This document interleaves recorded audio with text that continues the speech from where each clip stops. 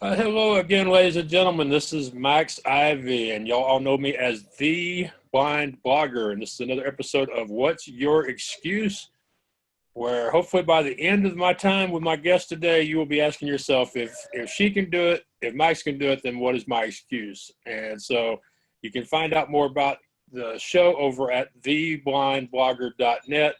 That's also where you can purchase my books, Leading You Out of the Darkness into the Light, or It's Not the Cookie, It's the Bag. Okay, Carol Pepino, and I'm probably going to get that wrong at least once or twice today, is known as Connector Carol, the caregiving road warrior, and she spreads a message of caring for yourself, your family, and those around you while she travels across the country in a very small space. She is out there in an RV. As I understand it, about 5-6 years ago, her husband had a stroke, and she decided this was the easiest way to care for him and herself. And so we're going to talk more about how this got started, what it's like to live in such a confined space as you travel the country, and also whatever else that Carol is up to today. So hi, Carol. How you doing? I'm doing great, Max. Thank you very much for having me on the show. Well, thank you so much for agreeing to come on, for agreeing to reschedule, and the fact that you're a friend of Jan Moore's, who is a big supporter of Team Ivy, I would be crazy not to want to talk to you. So I'm really glad we finally made this happen. And like I said in the beginning, let's start with, how did you end up, you and your husband, traveling the country in a RV? Well, it is an interesting journey we've been on. My husband had a massive stroke. It was a left brain stroke, so he's unable to really speak and have a conversation with you. It was 6 years ago, February 18th, 2011. And it was, I would say, now I look back and I go, wow, this is like my worst nightmare that night. Him having his stroke and me just what's going to happen now, because I knew that I was going to have the last normal conversation with my husband, probably forever, let alone whether he'd make it through the night. And it was pretty difficult. The 96 hours that I went through, just, wondering if he was even going to make it. So I basically, he made it through that night, and I just kept on thinking, what are we going to do? We've lost everything. We lost our house, financial, stress got to my husband. That's what caused his stroke, dehydration, stress.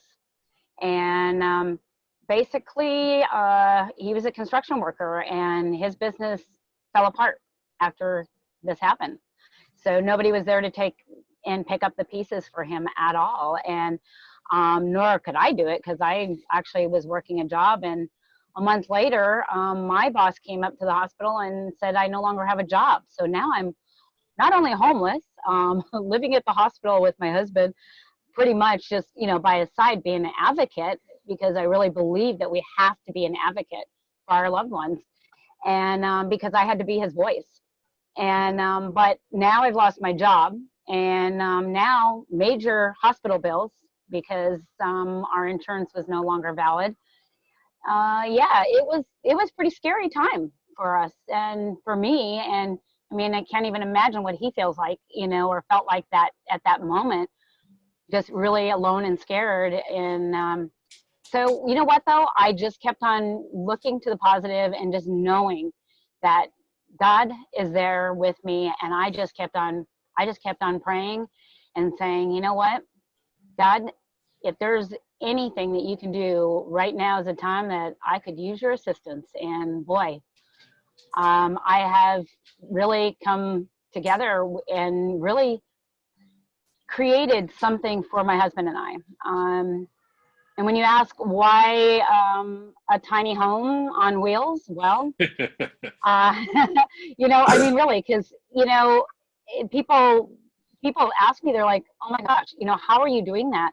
I have, I'm a caregiver, and I'm taking care of my husband or wife or whoever, and we live in a 3-bedroom house, and we're having a tough time. Well, it's pretty challenging, especially not being handicap accessible, but we've learned how to accomplish whatever we needed to do. My thing was, you know, we did get into a home we were renting, and I just seen my husband just really kind of deteriorating from the medications, and that was making him dizzy and crazy, and to just doing nothing and wasting away. And I'm like, do I want to do this for the rest of my life? I said, why don't we go on the road and see the people that we know and trust and love, you know? And because there's so many people in this country that, you know, in the United States, it's huge, and we have people all over the place. So I just decided, let's do it, Bill. And he's like, done. Like, yeah, let's do it. Yeah. Yeah, I'm with Carol. ConnectorCarol.com, the Caregiving Road Warrior. And I don't know if Jan mentioned this to you or not, but my family used to travel with a carnival, so we would spend 40 or 50 weeks a year in a travel trailer.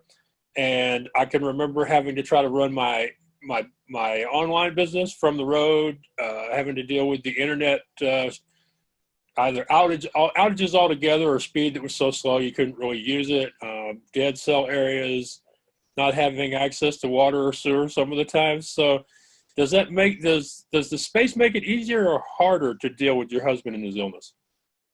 You know what?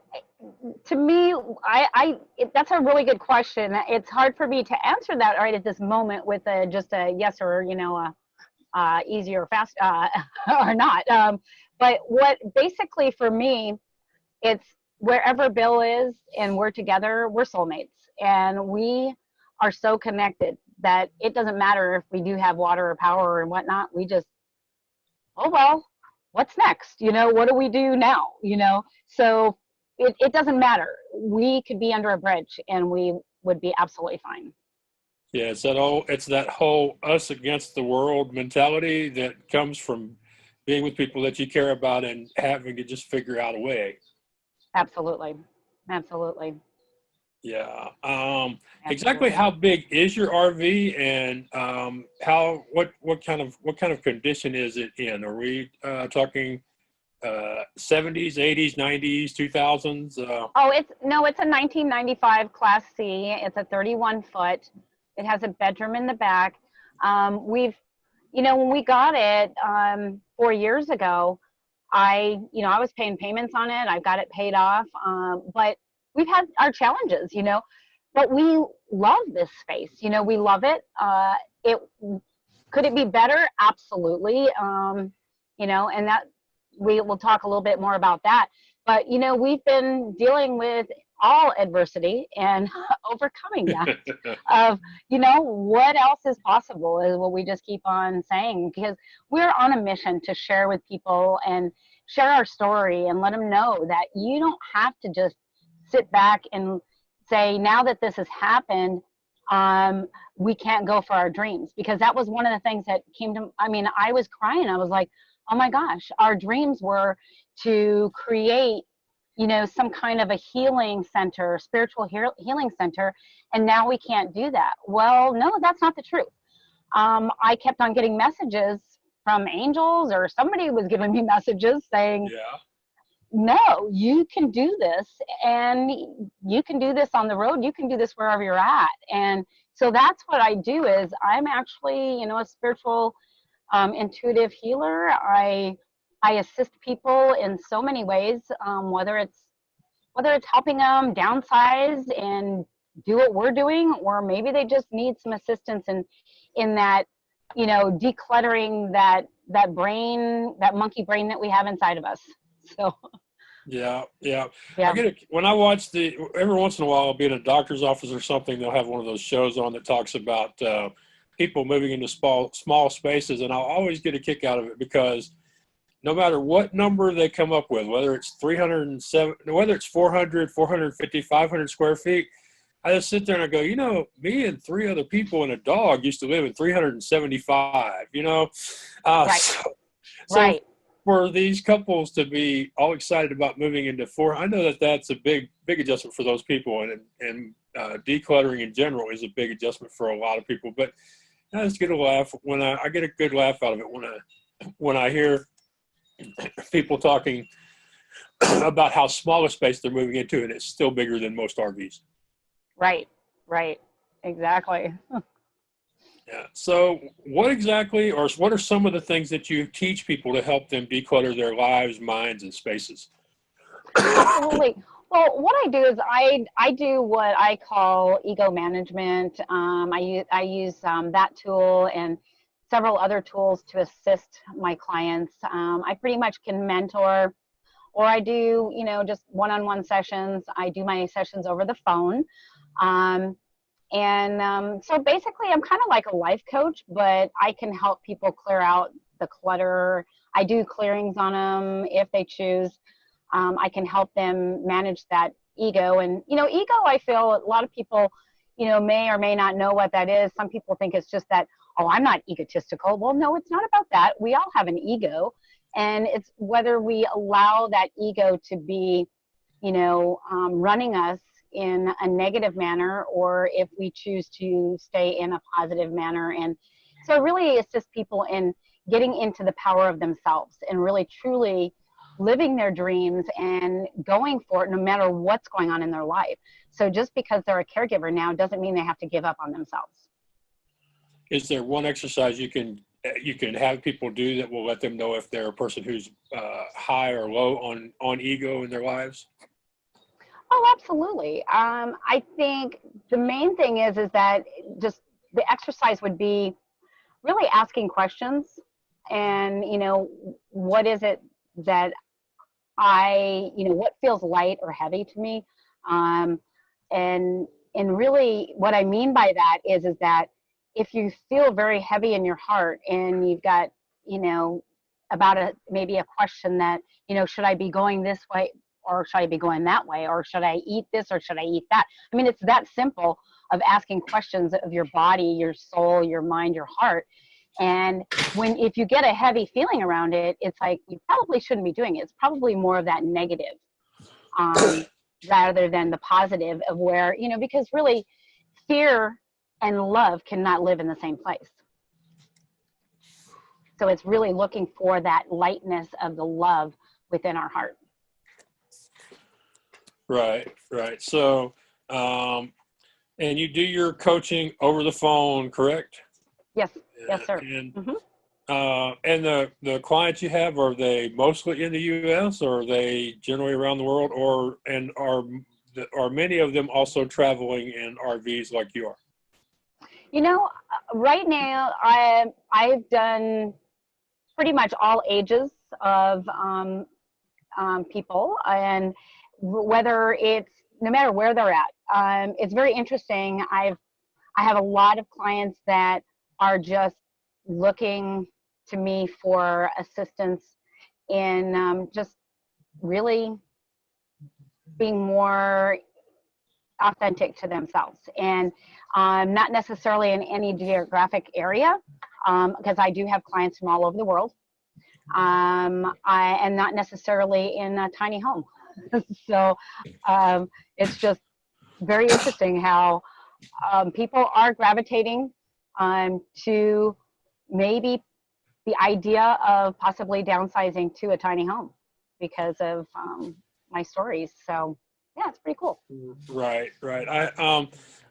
When I first started thinking about interviewing, I was thinking to myself that decluttering and downsizing in a home is something we used to expect from empty nesters, from people making it to retirement age who no longer have a use for all that space. But now it's become more about mental health than it is about age, I would imagine.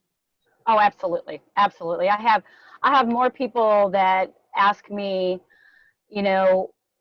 wow, Carol, not how are you, but where are you? And I live vicariously through you, and I wish I could be as brave as you to go out and do what you're doing.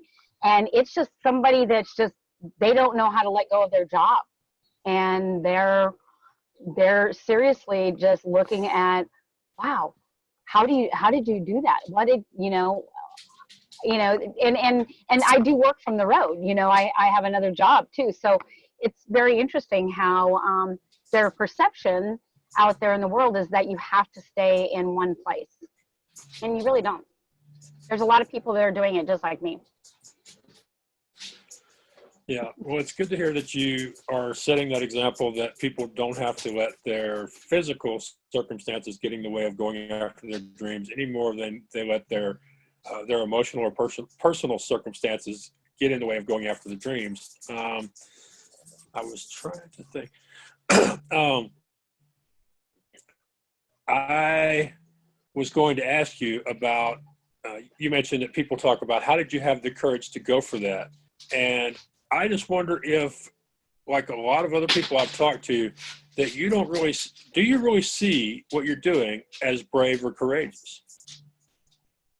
You know, to me, well, no, I really don't, because that's a really good question. Uh, Because I just went with it. It was like, why not go after my dreams? You know, I love to travel and I love to drive, and I do all the driving. My husband can't read or write yet. I take care of him in all aspects, and he, you know, he's a happy camper, literally. And I feel like we are just, you know, we are living a dream, even though we have certain situations that most people would not look at it that way.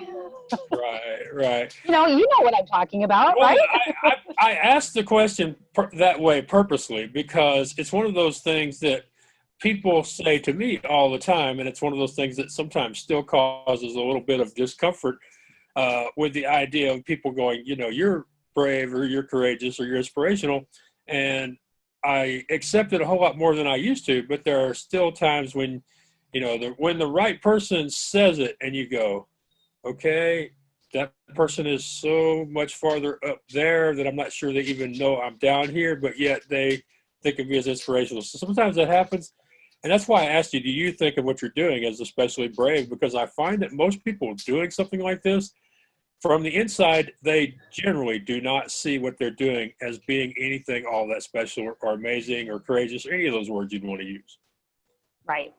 Absolutely. It's, you know, just doing what you want to do.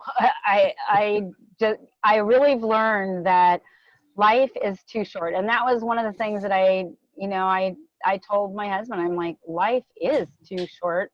We realized that.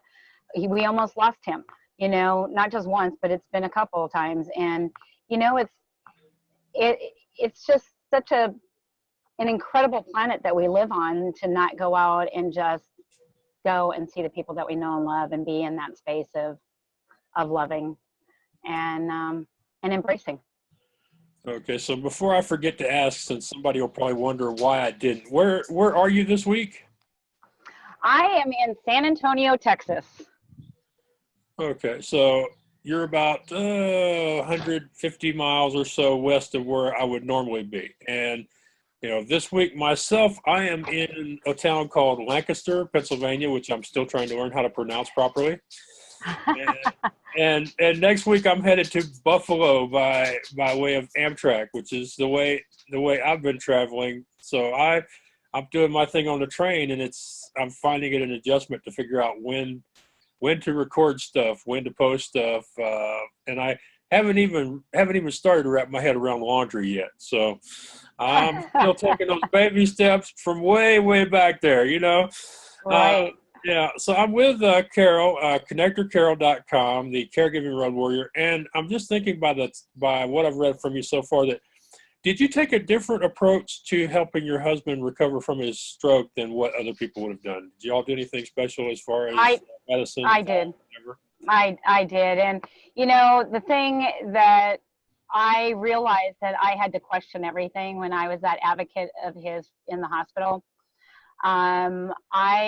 I questioned the doctors of the medication, because he was he was getting really dizzy from all the meds that they were giving him. And I just said, are any of these keeping him alive? And the doctor said, no. I said, oh, well, isn't that interesting? So why does he have to take this, and this? And he went through every single one of them, and he said, but statistics say that he will probably live longer if he takes all of these things.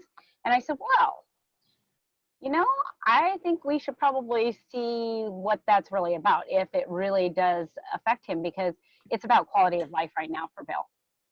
And so I actually asked my husband. He's very well aware of what's going on and how he's feeling. Like, okay, do you like the way this feels? No, that kind of thing. And so I just kind of with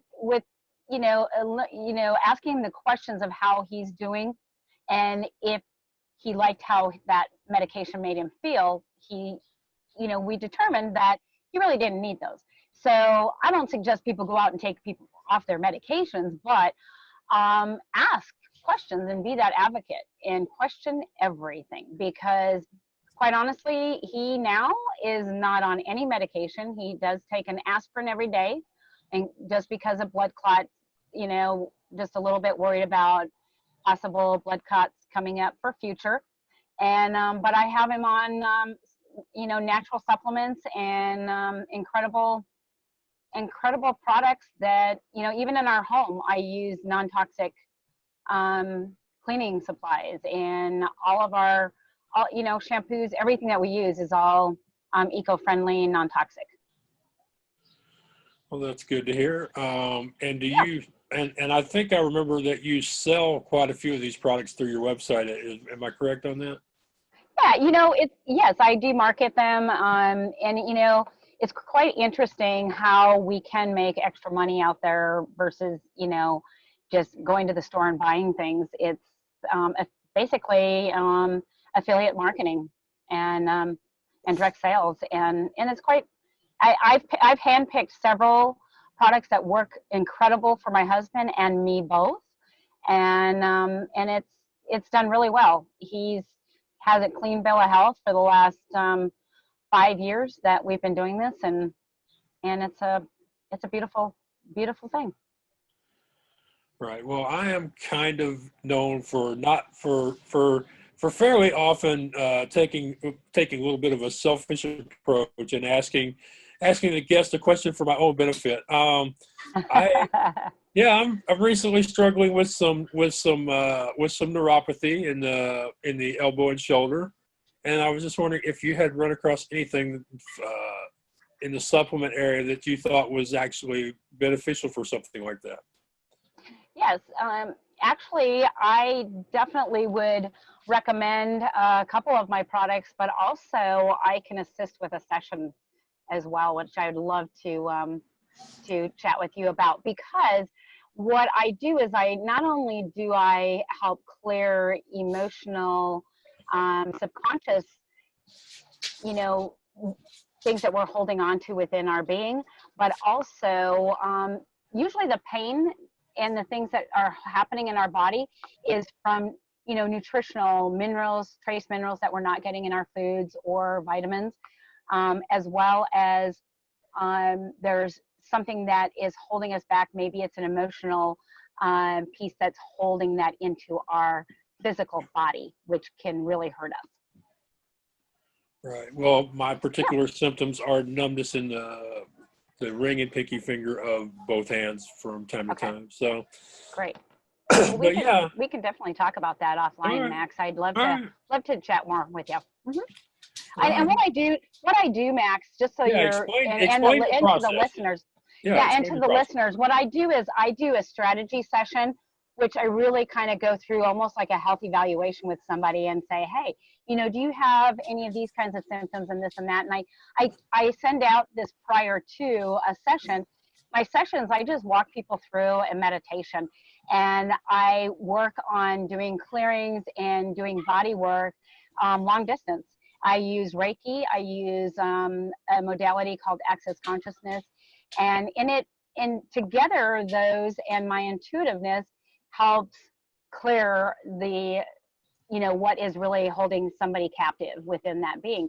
And so it's really quite interesting. But I think that the main thing is getting the evaluation and that strategy session to see what somebody really needs, because every body is different, right? Right, and we both know that more often than not, the physical ailments are a representation of spiritual, mental, or emotional problems that just haven't been we haven't recognized, or we've refused to accept and recognize. Exactly. Well, and we may not even know it because it's in that ingrained in our subconscious mind, right? This is true because there Mm-hmm. are so many things that we do and we keep doing that we never take the time to really think about, well, why are we doing that or why are we thinking that way? Right. Yeah. Absolutely. Yeah. Absolutely. Comfort comes from repetition. So Yes. people generally try to avoid discomfort. So that's not a surprise there. Okay. So again, I'm with Carol Pepini to the connectorcarol.com. And she's the caregiving road warrior. Now, you talk about taking an active part in your husband's medical condition. Have you been out there as far as sharing this? Have you been involved in organizations or other events that I might know about or that would be coming up where people can maybe meet you and learn more about what it is you're doing and how it can help them? Absolutely. Absolutely. I actually do a workshop that I'm going to be delivering in November at a national caregiving conference in Chicago, November 10th. And the conference is the 10th and the 11th. And my workshop will be it's called Health and Wellness for a Vibrant Life in a Tiny Home. And our tiny home happens to be on wheels. And so I basically share tips and tools with people in this workshop. And I have, done the workshop with, other groups and things like that. But the caregiving conference coming up, they've asked me to speak there. And I'm very honored to be one of their speakers for that conference. Well, that's good to hear. That's good to hear. Now you are out there in a tiny home. And I don't. I want to mention it now because if I don't get to it now, I may forget it later. And I try to keep to my time limit, even though my co-host Frederick isn't here to watch my back that way. But I know that you're in the middle, or you just started a GoFundMe campaign to make some improvements to the RV. I don't know if these are to make it easier for your husband, or if there's just some mechanical repairs that need to be done. Well, actually, the GoFundMe is to get a newer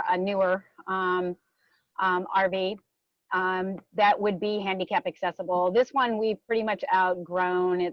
We're looking for something with a slide, something that's bigger.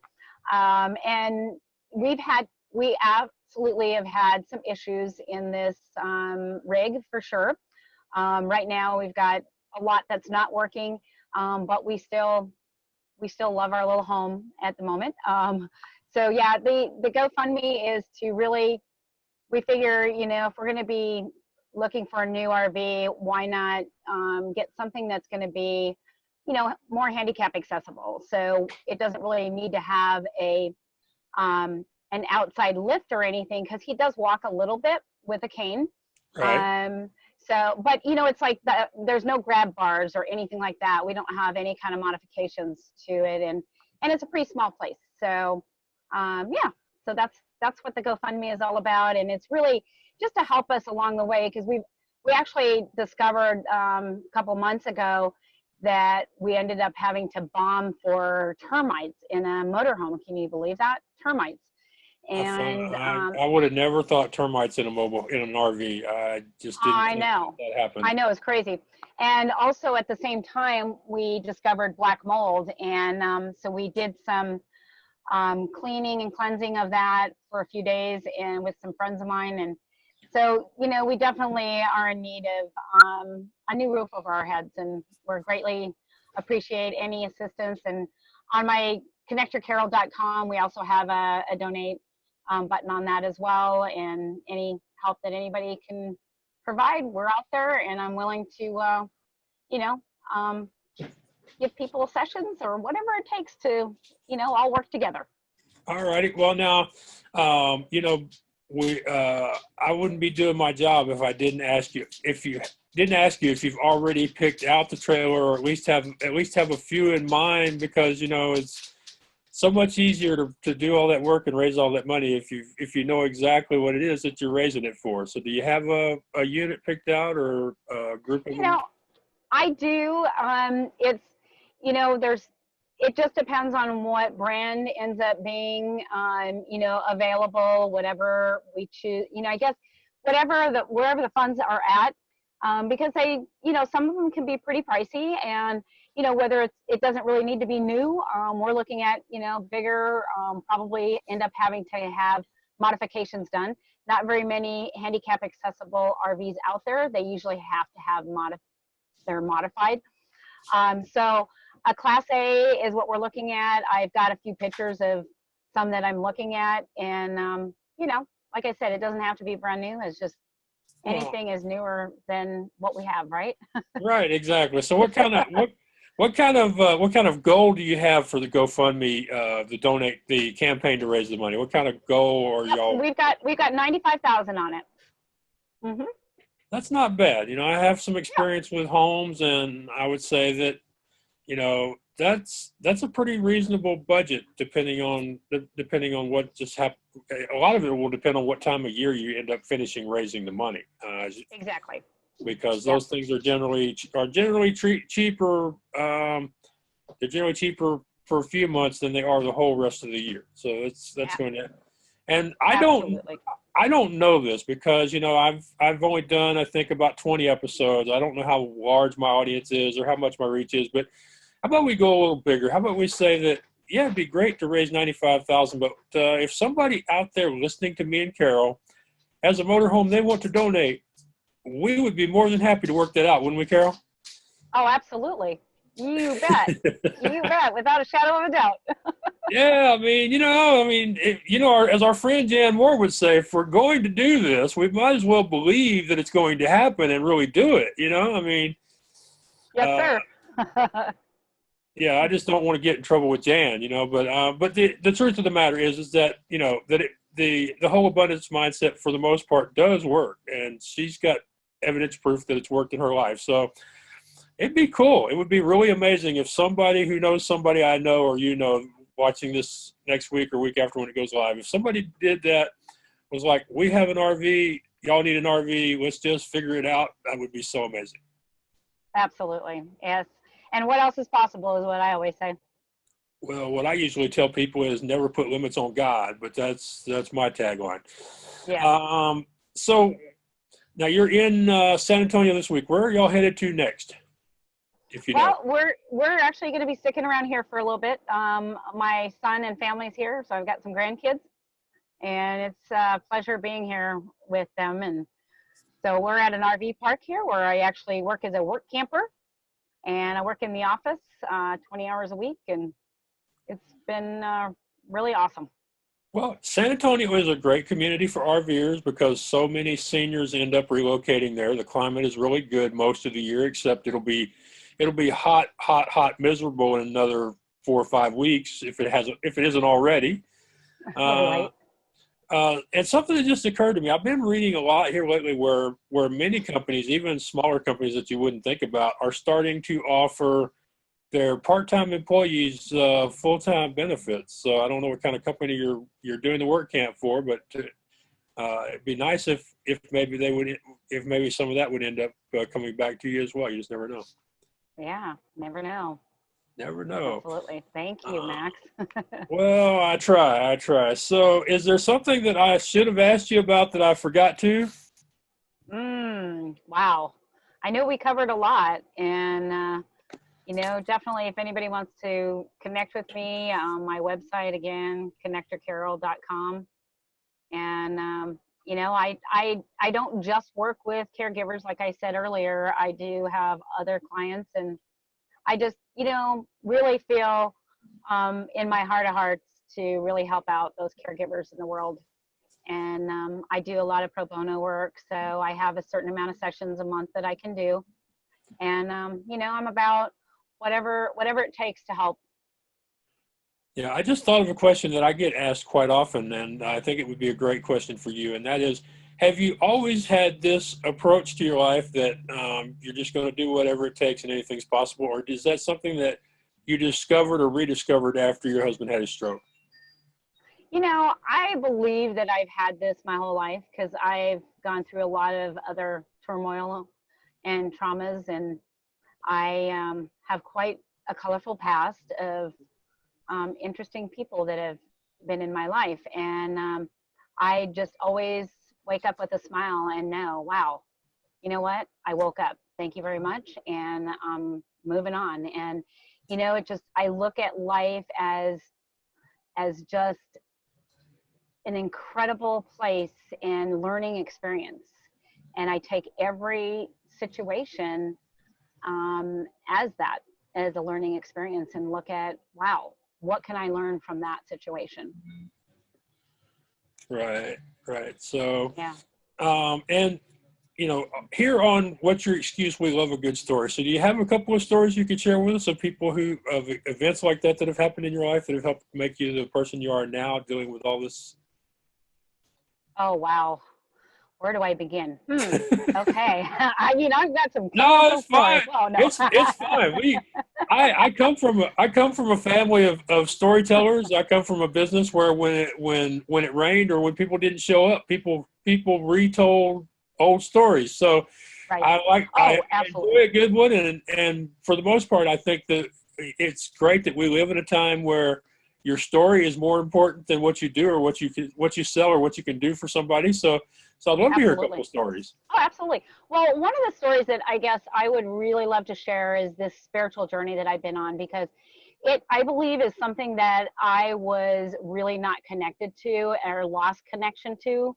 Um, and this would have been about 8 years ago. And my life was going well with my husband, Bill, which happens to be my third husband. And the other two were abusive, and there was a little, you know, a lot of stuff there. But why I'm sharing this story is that I had everything with him. We're soulmates. We got together, and it was like everything turned to gold, and everything was great, and it I was very content, and I was in this space of, wow, this is what it feels like to be in that space of, you know, achieving those dreams and goals. I had a great, you know, 5-figure income job in the corporate world, and he had a construction company that was flourishing, and we just had everything. I mean, we had the house, the toys, we had all of the stuff, right?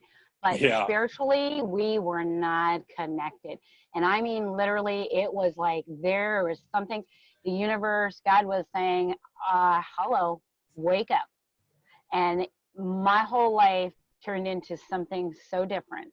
And I almost ran my car off the road one night as I was drinking and driving, mind you, which is really stupid. A little Miata convertible down about 100 miles an hour. Um, and I just had that moment, that thought, not that I was going to do it, but I had that thought, which is really crazy to me. And the next morning, I sat back and I went, first off, what the heck were you thinking driving like that? Secondly, what were you thinking of thinking that? And then I came out of that space of judging myself for it, but then went to God and said, God, what is it that I'm here for? Because what I'm doing right now isn't working. I mean, I have a loving husband, a beautiful home, we have all this stuff, and yet I am miserable right now. What is it? What am I here for? I'm open and I'm listening. Wow. That question right there changed my whole life. I'm not kidding. It changed my whole life. So from that point, I've been on this spiritual journey, and we literally lost everything. And I know you hear these stories all the time from people that you go, really? Did that really happen? But I'm telling you, we are recovering from that because we really had to tap into that spiritual part of our being. Because if you don't have that well balanced life, and that spiritual part is a huge piece of that, and we pushed it aside. Like Wayne Dyer says, ego is edging God out, right?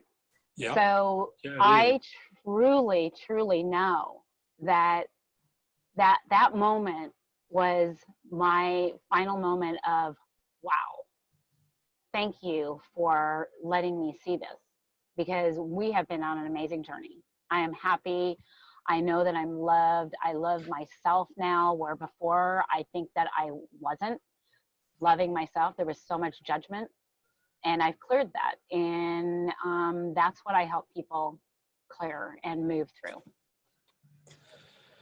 Yeah, it seems like we have a real problem as human beings. It seems like we either have all the stuff and none of the spiritual, or all the spiritual and none of the stuff. So we really need to figure out some way to meet God more than halfway in the middle there.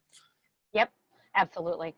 Absolutely. And it's interesting because my business, when I first started this my being an entrepreneur after being laid off from the corporate world, it's Right. quite interesting. My very first, well, my email is actually BC, so it's Bill and Carol connected with balance, and I didn't even know that back then. That was in 2006, and so a couple years later is when this situation happened and this spiritual journey started. So I already knew it. It just hadn't manifested yet. You know what I mean? Right. So Right. Yeah. we definitely are connected with balance now. Right.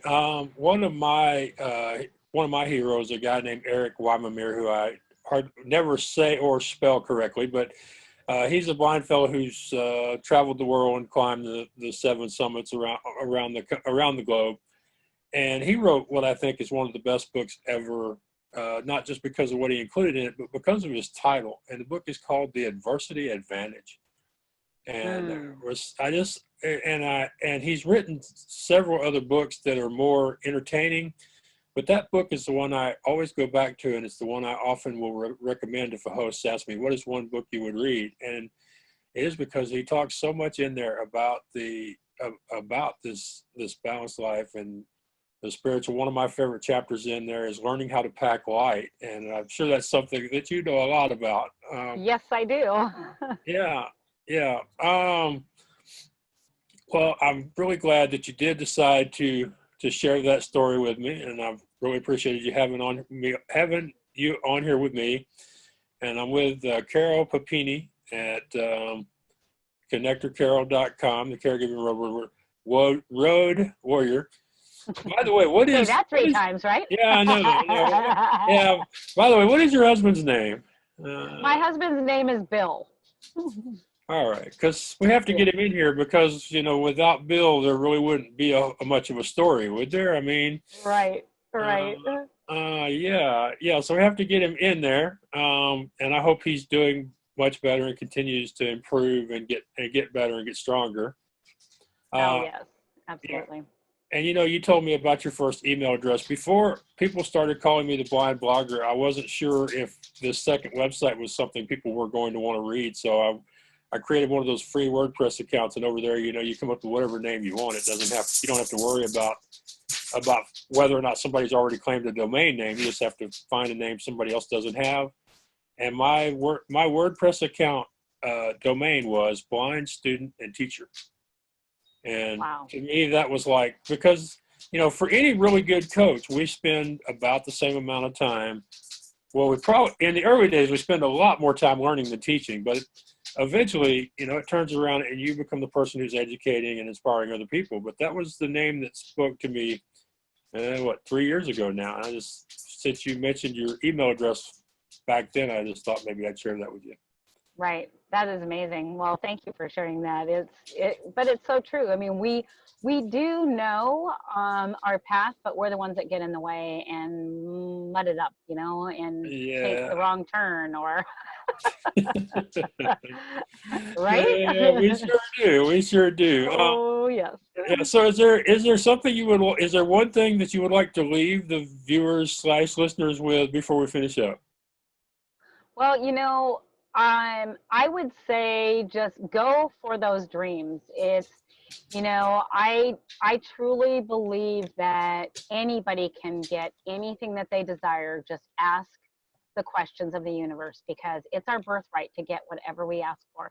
And really truly believe and have faith that it will come. That is so true. It is about Mhm. asking, whether it be asking your neighbor or somebody online or asking God and the universe. It is all about deciding what you want and asking for it. So Absolutely. thank you so much for coming on the show. And of course, I've got to once again thank Jan Moore for getting us together, and she's great at doing that. And uh, I consider that her and Bill, like family, and hopefully me and you will be that way as we go forward. And just thanks again for doing this. I hope so too, and I'm so honored to be with you today, Max. And once again, appreciate you and all your listeners out there as well. Just keep on going after those dreams, right? Catching those dreams. Yep. That's what we got to do. Right. All right. Thank you, Max. Well, thank you. Thank you so much. I really appreciate it. Okay, ladies and gentlemen, thank you so much for being with me once again on What's Your Excuse with my amazing guest, Carol Pepino.